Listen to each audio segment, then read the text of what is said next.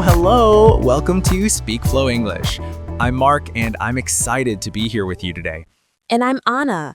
Hey, Mark, you look a bit tired today. Everything okay?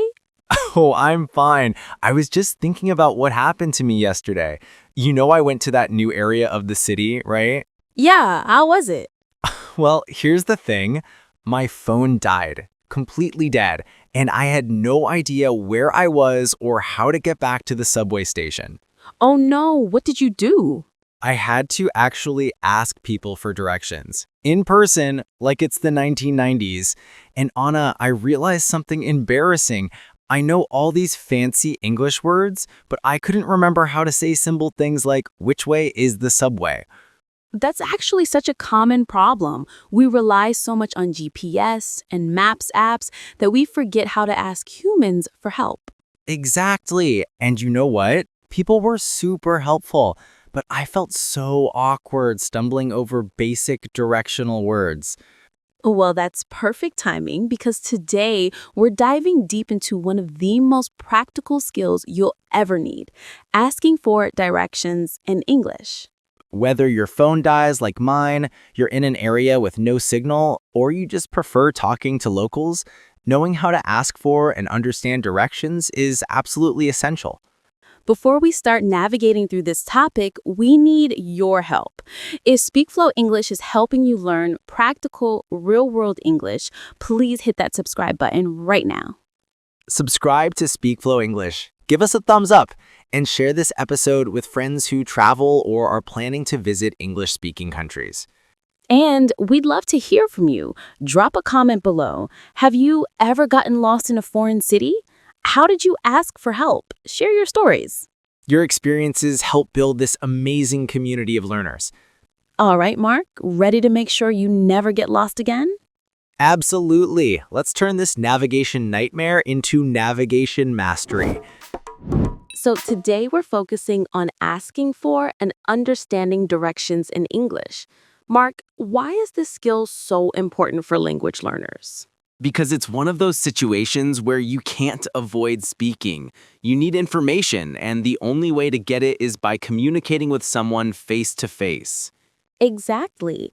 And unlike ordering food where you might point at a menu or shopping where items are labeled, directions require you to process verbal information, often given quickly by locals. Plus, directional English uses specific vocabulary and prepositions that don't always translate directly from other languages. Words like straight ahead, around the corner, past the bank, these are very specific. So here's our main point.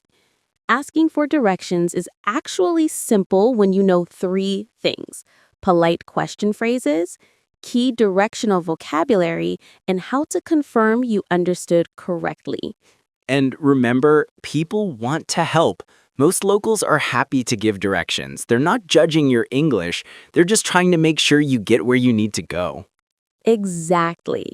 So let's break down everything you need to know step by step. All right, Anna, let's start with the basics. How do you politely approach someone to ask for directions? Great question. First, make eye contact, smile, and start with a polite opening. Don't just blurt out, "Where is the museum?" Start gently. Here are 3 polite ways to start. Listen and repeat with us. "Excuse me, could you help me, please?" Sorry to bother you, but I'm a bit lost. "Hi, I'm trying to find... Can you help me?" Perfect. These openings show politeness and immediately tell the person you need assistance. Now, let's learn how to ask where something is. There are several ways to phrase this question. Where is the nearest subway station? How do I get to the train station? Which way is the museum? Can you tell me where the post office is? Notice how these questions are all slightly different but mean the same thing. Use whichever feels most natural to you. Now comes the important part. Understanding the directions. Let's learn the most common directional phrases you'll hear. First up, straight ahead. This means continue forward in the same direction you're facing. Go straight ahead for 2 blocks. A block is the distance between 2 cross streets. In cities, blocks are how people measure distance. Next, Turn left and turn right. These are exactly what they sound like. Turn left at the traffic light, or turn right at the corner. A corner is where two streets meet. It's a super common landmark in directions. Let's practice these basic directions. Repeat after us. Go straight ahead. Turn left at the corner.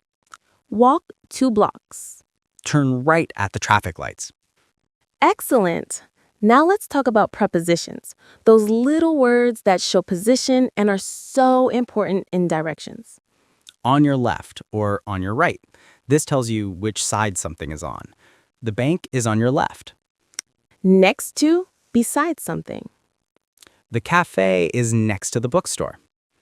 Across from or opposite, on the other side. The park is across from the library. Between, in the middle of two things. The restaurant is between the hotel and the pharmacy. Past or after. You go by something first.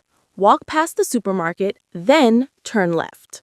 Let's practice these prepositions. They're crucial. It's on your right. It's next to the bank. It's across from the station. Go past the church, then turn left. Now let's talk about landmarks. Easily recognizable buildings or features people use to give directions.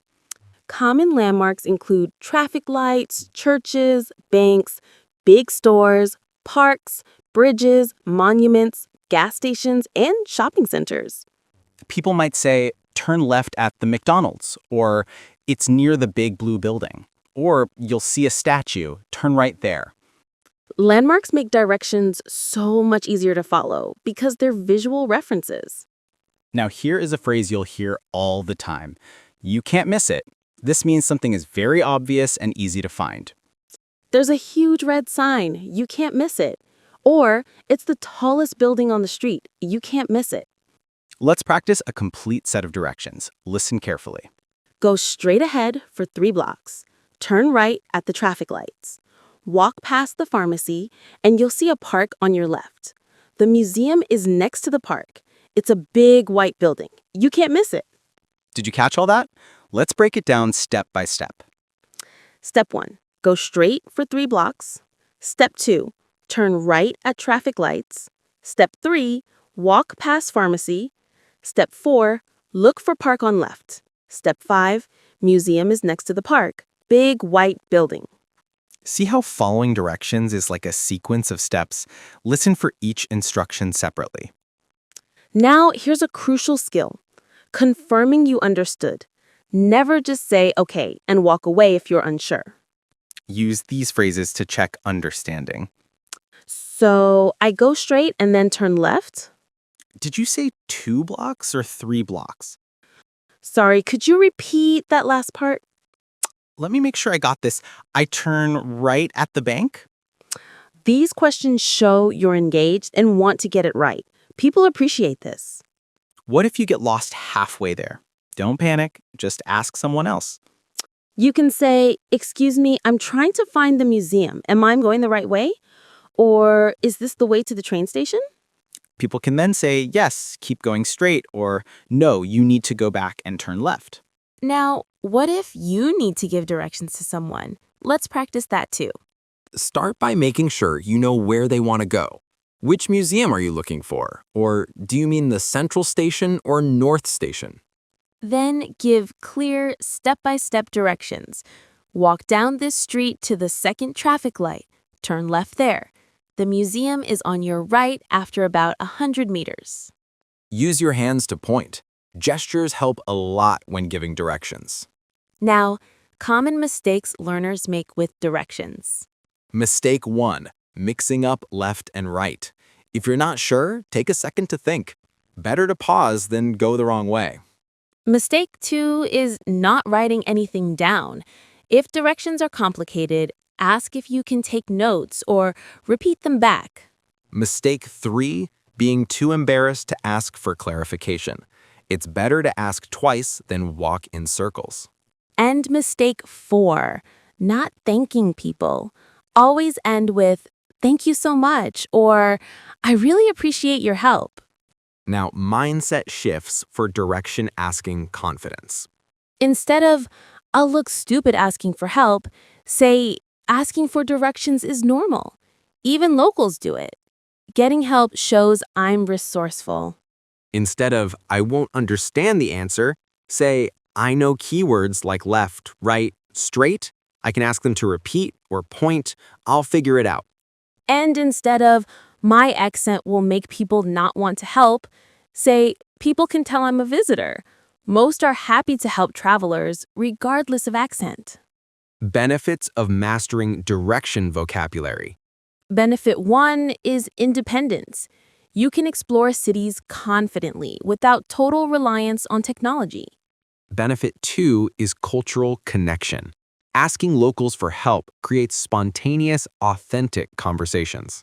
Benefit 3 is backup plan. If your phone dies or you have no data, you're not helpless. And benefit 4 is real-world listening practice. Understanding quick, natural speech from strangers builds genuine language skills. Practical goals for this week. Goal 1. Memorize the 4 basic directions: straight ahead, turn left, turn right, and on your left or right. Goal 2. Practice giving directions to your home or workplace in English out loud. Goal 3. Watch a movie scene where someone asks for directions and notice what phrases they use. Goal 4. Look at Google Maps and describe a route in English, like turn left at Main Street, go straight for 2 blocks. Power phrases. I can ask simple questions and understand basic directions. That's all I need to navigate. If I don't understand, I can ask people to repeat or show me. There's no shame in clarifying. Getting lost is part of exploring. Asking for directions helps me practice English with real people. Every time I ask for directions successfully, I prove I can communicate in real-world situations. Fun practice methods. Method 1. Play city building or navigation video games in English. They use tons of directional vocabulary. Method 2. Watch travel vlogs where YouTubers ask locals for directions. Method 3. Use English audio on your map app. Listen to how it phrases directions. Method 4.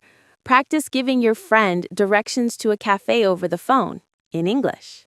And Method 5. Draw a simple map and describe routes on it out loud. All right, everyone, let's wrap up. Mark, what did we cover today?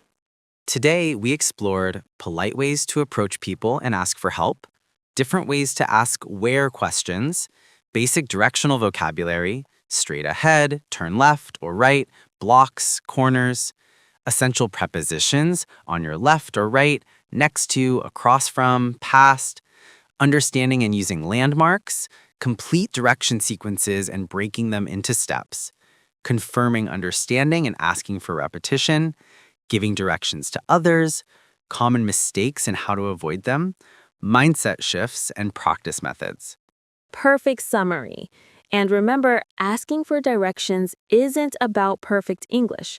It's about 3 key phrases: where is, turn left or right, and thank you.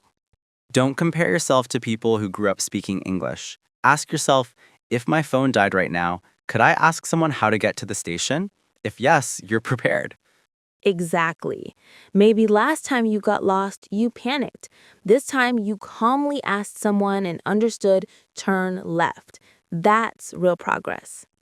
And honestly, even native speakers sometimes get confused by complicated directions. It's completely normal to ask people to repeat themselves.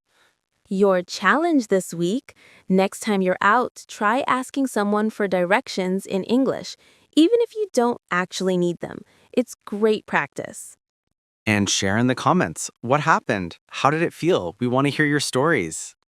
Don't forget to subscribe to SpeakFlow English if this episode helped you feel more confident. Share this with friends who travel or live abroad. Everyone needs these phrases. Keep exploring, keep asking questions, and remember, getting lost sometimes leads to the best adventures. Until next time, safe travels, everyone. Bye. Keep flowing with English. See you soon.